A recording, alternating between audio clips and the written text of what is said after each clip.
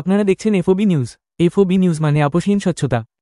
Hello, বসন্ত বলছিস ভাই।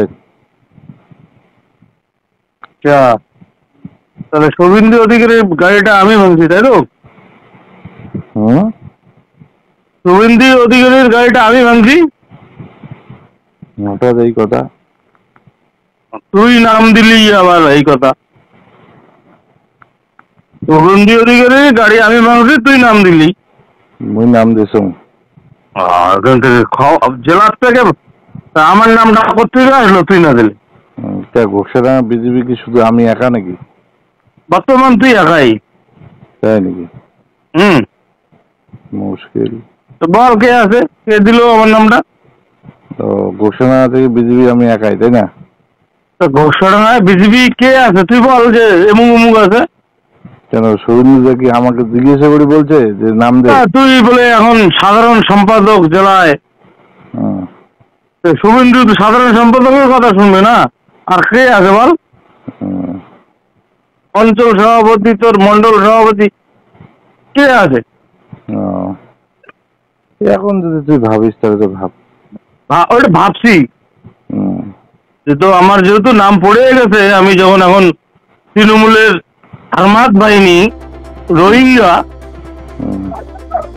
ঠিক আছে ঠিক আছে, নাম্বার লাগাই দিলাম। Wait and see, wait and see, তোর দাদা বলে দিয়েছে তোকে। ঠিক আছে, হ্যাঁ দেখা হবে ভাই, কথা পরে হবে, আগে কাজ হবে। ঠিক আছে ঠিক আছে। হ্যাঁ, কালকে ঘোষণা চলে আসিস। তোকে নিমন্ত্রণ করলাম, চিকেন মুরগা সব পাবে, পার্টি দেবো আমি ক্লাবে। হ্যাঁ, স্পেশালি তোর জন্য। আর সজলকে বলে দিস, তোর দাদা বলে দিস, স্পেশালি আমি এখন এজেন্সি থেকে আবার রাজনীতিতে ইনভলভ হলাম, সেকেন্ড স্টেপ। কারণ আমরা রোহিঙ্গা বাংলাদেশি, কালকের থেকে আমি রোহিঙ্গা সার্টিফিকেট তোরা সজলের কাছ থেকে নিব।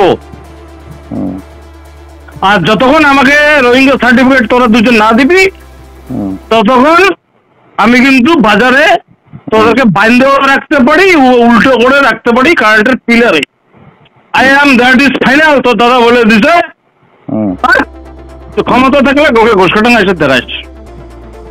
ঠিক আছে, সরকারকে বলে দে এখনই, আমারটা রেকর্ডেড করে নে, এটাকে তুই রাজ্যে শুভেন্দু অধিকারী দ্যাট ইজ ধর্মীকান্ত রায় বলছি, তোদের ক্ষমতা থাকলে কাউকে ঘোষকাটাঙ্গায় আইসা দেখাস। আমি বলছি, তোকে বললাম অনলি সেকেন্ড দুটো, তুই আর সজল। এবার হবে খেলা, খেলা হবে খেলা, জয় বাংলাও খেলা হবে। আমি রোহিঙ্গা হয়ে গেছি, যা। ঠিক আছে।